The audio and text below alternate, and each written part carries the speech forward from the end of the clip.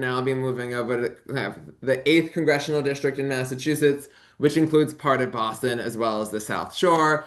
Patrick Roath, I'm going to bring you up in a second on Spotlight. And for the first question, just take a few minutes to introduce yourself, who you are, why you're running, and all of that you're probably very used to by now on the campaign trail. Great. Great. Hi there. Hi everyone. Hi Jonathan. Can you guys hear me? Okay. Okay, great. Wonderful. Well, thank you so much for having me. I'm Patrick Roath. I'm the candidate for the United States Congress here in the 8th Congressional District.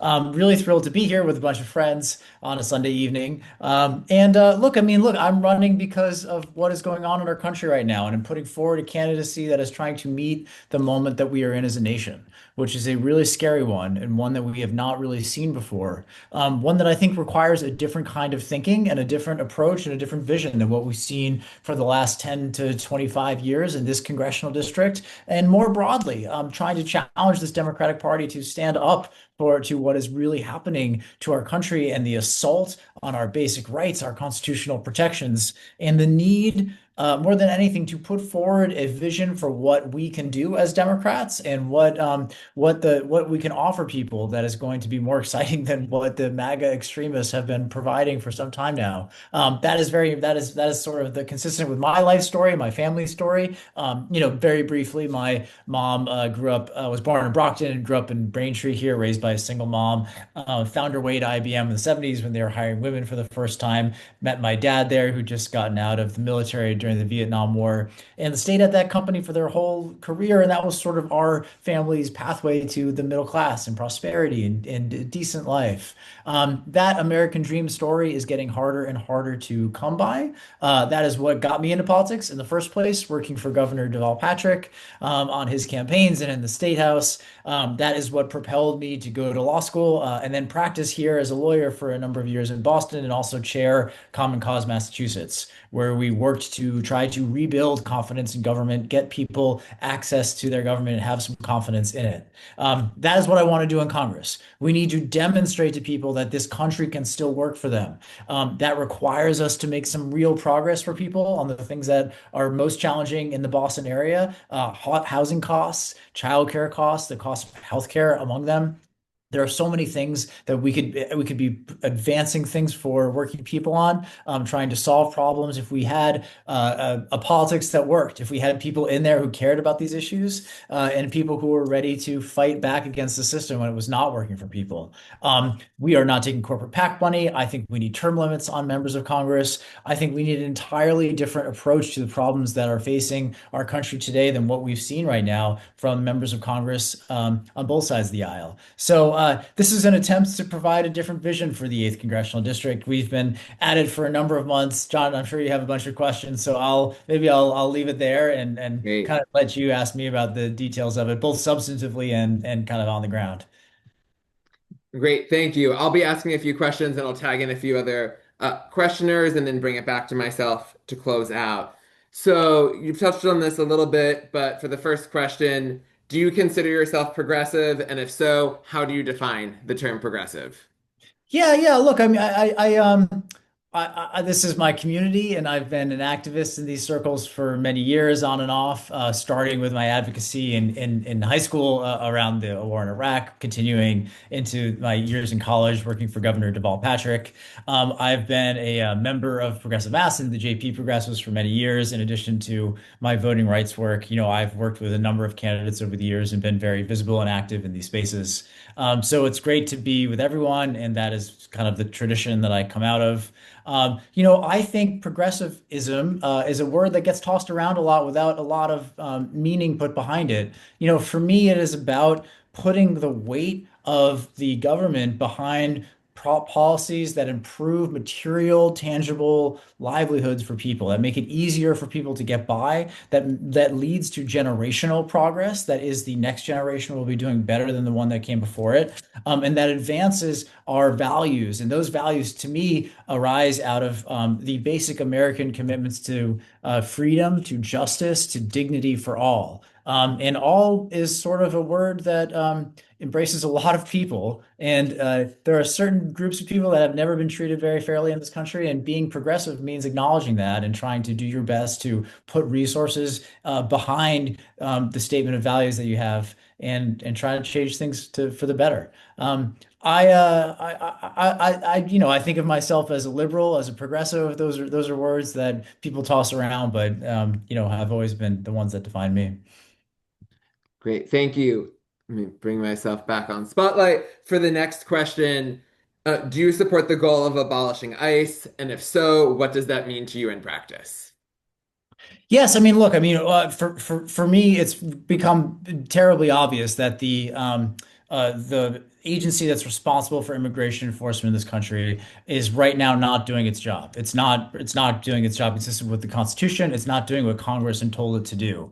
We have instead a politicized, militarized, rogue agency that has been packed full of people who are recruited explicitly for the purpose of terrorizing our streets and making our communities less safe to live in. That is not an agency that we should be allowed that should be allowed to continue to exist. I think it should be dismantled. I think immigration enforcement can happen in this country, it can happen somewhere else, a different agency, a new agency. But I think we could be doing a lot better, and it's lost the faith of the people of this country. So yeah, no, I don't think that we should allow that agency to continue to exist. And there's all sorts of things we could do instead, but it's lost our confidence. Let me bring myself back. Okay, so for the next question, over the past several decades, we've seen increasing concentration of corporate power in the US, with growing monopolization across industries, with more and more, like fewer and fewer companies owning more and more of various sectors. We've also seen increasing economic and wealth inequality, with again, increasing concentration of wealth in fewer and fewer people. If elected, what would be your top priorities that you would be advocating for in order to rein in corporate power and reduce income and wealth inequality across the district and across the US? Yeah, I mean, we live in a country and a world that is increasingly unequal, and it is harder and harder for working people to get ahead, and it is easier and easier for the wealthiest in this country to succeed. And changing that equilibrium and trying to lift people up out of poverty and into the middle class and into prosperity, that's what we have to be focused on more than anything. I think the things that actually most hold people back are things we could really do something about, like how expensive it is to live around here. We need to, so housing, so childcare, so healthcare costs. We need universal, affordable healthcare for this country. That should not be something that is contingent on your employer. We should be doing what all of the other rich countries in the world do, which is provide some level of universal income through the government. Of course, that should happen. The minimum wage, especially at the federal level, is abysmally low and needs to be a lot higher. These are expensive programs, and part of them should be paid by higher taxes for those who do the absolute best. The foreign corporations, billionaires, the wealthiest in this country should be expected to pay in at a reasonable rate that reflects what they've taken out of this country. And that should be used to support programming that makes it easier for people who don't have enough to get by. Great, thank you. One more question from me before I'll tag in several of our other questioners in terms of things that have been getting worse over the past several decades, the climate crisis. What would be your top priorities for addressing the climate crisis and for transitioning the US away from fossil fuels?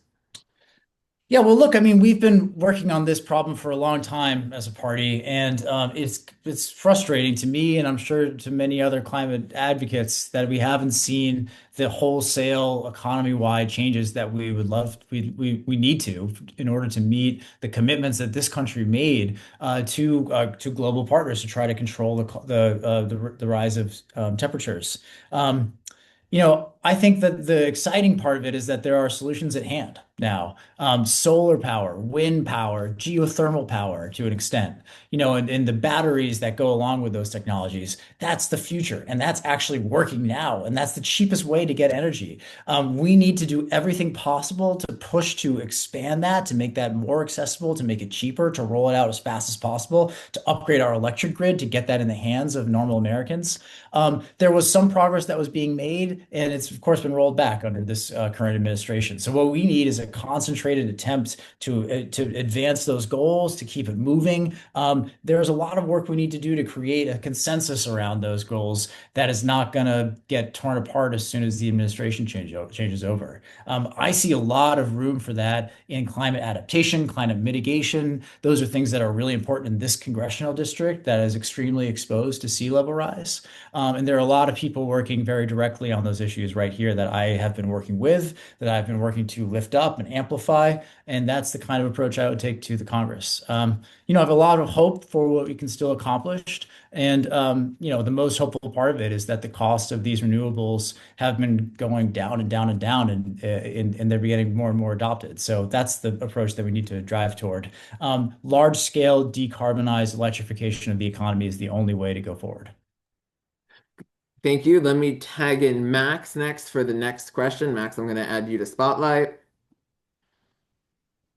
So, in light of discriminatory anti-trans legislation on both the state and federal level, would you fight for trans people, especially trans youth who, speaking from experience, are among the most vulnerable right now in the states, in Congress? And if so, how would you do it? Yes, absolutely. And I think I start with trans youth whenever that question comes up because that is the political target that the Republicans have chosen to try to leverage to drive a cleavage between people and try to isolate this incredibly small group of very vulnerable people as somehow the enemy and to try to other them and try to make it difficult for them to get the care that they need. I mean, look, for a trans young person, the care that that person needs is dictated by what a medical professional says, by what their psychotherapist says. There's no role of the government there. That is not something that people should be interfering with. That has nothing to do with the politics that a member of Congress should be thinking about, right? Like this is an attempt to make it to make a very small group of people into a huge magnified problem so that they can run on this and win elections on. And I want nothing to do with it. There's a very clear and obvious way that the Democratic Party needs to be standing up for the most vulnerable, including trans people, including trans youth. Thank you. And let me tag in Ziba. Hey, Patrick. I see. Um, Foreign policy. We're going to start on the current war in Iran. Many Democrats have opposed the war on Iran primarily on the grounds of lacking congressional authorization, then supported measures like labeling Iran the world's leading state sponsor of terrorism, which is then being used to justify military action. After decades of sanctions and rising tensions, do you support continuing the war with Iran? Would you vote to stop funding the war? And would you support lifting or reducing sanctions as part of a negotiated end to the war? I think it's yes to all of those. I do not, but this is a reckless and illegal war that has been undertaken by the executive without any material consultation with Congress that violates the constitutional rights of the U.S. Congress to weigh in on whether a war should happen. I mean, look, if there's some imminent threat, he needs to go to the American people and make the case, and we just have not seen that. Beyond just sort of the procedural part of it, I think starting reckless wars in the Middle East without a clear end game is something that we have seen multiple times in my lifetime. And, this seems to be just yet another example of America being far too willing to use missiles to attack another country of almost 100 million people without a clear statement of how that relates to our American strategic priorities. And also what's going to happen the day after, right? Because that is just increasingly unclear. And it's a really dangerous situation is occurring over there. So yes to all of those questions. The Congress should have a role. The main thing that it can do is to stop funding that if it doesn't feel that the strategic imperatives of this country are being faithfully and reasonably interpreted by the president. And then sanctions, what do you think should happen next? Would you support lifting, reducing sanctions as part of a negotiated end to the war with Iran? Yes, of course. Yeah, I mean, what we had under the Obama administration was a tiered system of sanctions relief that was leading to a real diplomatic, serious, benchmarked effort to ensure that the nuclear program was going to stop, get the Iranian people the relief that they deserve. That diplomatic approach is the one that makes a ton of sense to me. And yes, I think sanctions relief should be part of that. Great. Sticking with the Middle East, do you believe Israel's action in Gaza and the West Bank constituted genocide? If so, What actions would you support? Would you vote to end U.S. military aid to Israel, specifically against future appropriations for offensive or defensive weapons? Yeah, well, thanks for the question. And as you know, Ziba, I'm someone who has a background, a Jewish background, and a family history that's been very inflected by anti-Semitism. But that does not stop me from being horrified from the response of the Netanyahu government to the attacks of October 7th. The infliction of famine on a civilian population, senior members of that government calling for the removal of the Palestinian people from the Gaza Strip and obviously a military campaign that was conducted without any kind of appropriate restraint. So to your question, I would be in favor of stopping offensive weapons from going to the Netanyahu government and the Israeli government. I think that is an inappropriate step given the conduct that we have seen in this war. And I'm very open, as you know, I've been talking with lots of activists in this space who have very strong views on the subject. It's clear to me that international law was violated and there was a humanitarian atrocity was perpetrated on the people of Gaza, and that needs to stop. Okay, so I have to follow up, which is specifically, do you believe it constitutes a genocide? And would you vote uh, to limit funding for defensive weapons in addition to offensive weapons? I think the appropriate thing is to stop the offensive weapons, the thing that was actually hurting people in Gaza, that was causing the damage that we've seen that is totally inappropriate. And on genocide, look, I think that that's a term that shuts down a lot of conversation. I really do understand the scope of the humanitarian disaster there. I want to act on it, and I've talked to many, many people who are active in this space. I find that when you use that term, it shuts down a lot of the conversation. It doesn't open up to explain to people and persuade people in the way that we need to. Okay, over to you, John. Okay, Thanks. I'm going to tag in Jason for the next question. Right. Hello, Patrick. Hey. Hi. I was talking about the federal workforce for a moment. So specifically, what specific legislative actions would you prioritize to protect federal employees from executive coercion and restore meaningful oversight of how the administration treats its own workforce? Great. Well, look, I mean, we've seen in this administration that the federal workforce, something that we used to take for granted, some basic civil service protections that would insulate the members of the federal workforce from the whims of a president that has no interest in supporting them. We've seen in this administration just how vulnerable they are and how dangerous it is to have someone in there who has no respect for the civil service and the bureaucracy that we've created over the last 150 years. That's not to say the bureaucracy is perfect, right? Of course, we need to fix things. But I think to your question, there is so much we need to do to make sure that what this president is doing can't happen again. And I think there's a whole suite of things that we need to do to Trump-proof this government, to restore Congress's roles and checks and balances. It has abdicated that role completely in the most recent decades, where it's just provided more and more and more power to the president without any meaningful check. Look, sadly, part of this is we need to get the House back, right? We Democrats need to secure power in DC so it can influence the direction of policy. We can pass laws. I think that the things that more specifically, it's a fairly narrow question, right? There are things that were done to reclassify the nature of certain civil servants, so it's easier to fire them. That can be overridden by statute, and I think we should. There's all sorts of things that we could do to make sure that the president can't just dissolve an agency over the weekend, like what happened with USAID. We need to rebuild those agencies, restaff them, and make sure the people that are there are appropriately neutral, bureaucratic, basic civil servants that are not partisan political hacks, to use a better term. I'm going to tag in Noah now for the next question. Okay. Hey. Hi, Patrick. Always nice to see you. Hey. So, at a recent fundraiser, you said that you've kind of come around to term limits. And so after you win your election, are you planning on only serving a certain number of terms? And if so, how many?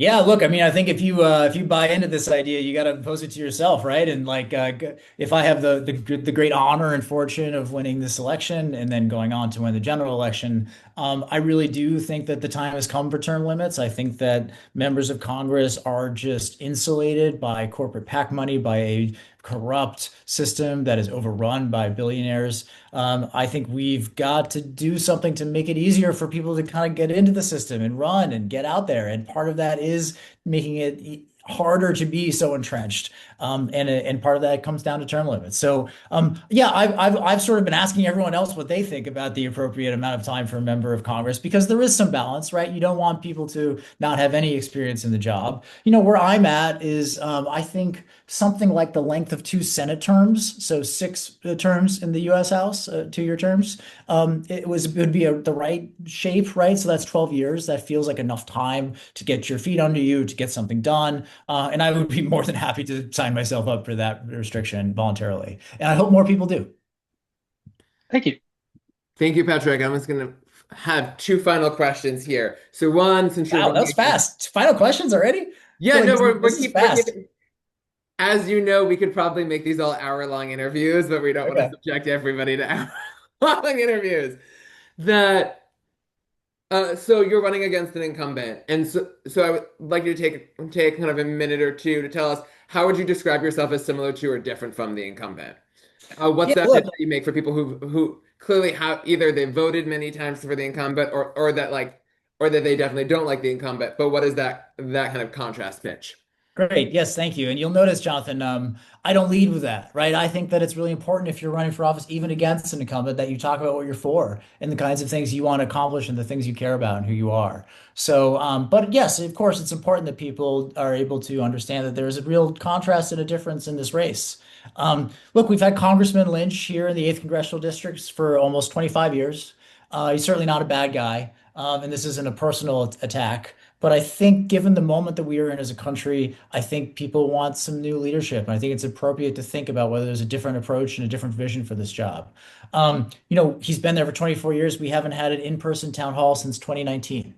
And at some level, Congressman Lynch is just not listening to us and not seeing the changes that have been happening in our communities, which have changed a lot in the last 2.5 decades.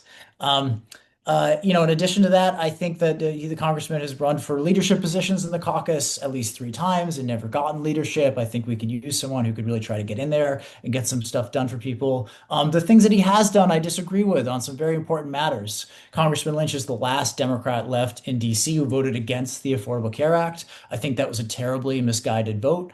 I think we need to be expanding access to universal health care, not looking for opportunities to abandon our party and vote with the Republicans on that issue.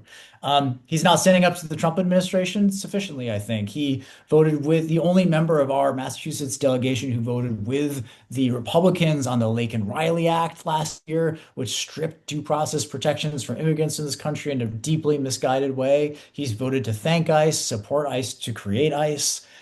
With respect to Iran, he voted for the war in Iraq. And Congressman Lynch has a really long record of anti-choice votes here in the state legislature and in the Congress. I just think we need a clear pro-choice champion in this congressional seat right now. And we don't have that, especially since the Supreme Court overturned Roe versus Wade. That's really important. So a different vision, a different attitude toward the voters in this district, and then a couple of really clear contrasts on votes he's taken. So for the final question, okay, I'm adding myself back to Spotlight. So we here in Progressive Mass are in the midst of our own endorsement process and endorsement decision making. And so I've been wanting to end by turning the table back on the candidates for the question for you of how do you decide when and whether to endorse in a race? So if you think back to the kind of election cycles past or election cycles future, what's the decision making process that you put into your own endorsement decisions? Okay, good. Yeah, good question. I mean, I'll say as a candidate, a challenging incumbent, you know, I'm kind of staying out of other people's races for now. I think that that's the wise thing to do when you've got your own thing going on. So I don't plan to endorse candidates. Yeah. You know, I'm really So that's like excited more to have. past and future rather Yeah, I know. I got you. than. I'm really personally excited that we've been endorsed by Governor Deval Patrick, by David Hogg and his national group, by a group of local elected officials in this district that's going to expand. So you know that's where we're at. You know, for myself, I'll have to figure that out. You know, I suppose what excites me is people I respond to and I resonate with, and people I want to see in office. And I don't have a litmus test. I don't have some algorithm that determines it. I'm not afraid of supporting people who challenge incumbents like I'm doing. I'm not afraid of non-traditional candidates, I think. Sometimes the way you can have the most impact is not through your own actions, but actually lifting up people who deserve to have a chance at offices. So that'll be my attitude if I have the great ability to do this. And looking backwards, I've always just been a normal person, and I've just supported my friends and people who I believe in, many of whom are either on this call or in and around our community. Great. Well, Patrick, thank you so much for spending some time with us this evening. Can we end with a round of Zoom applause?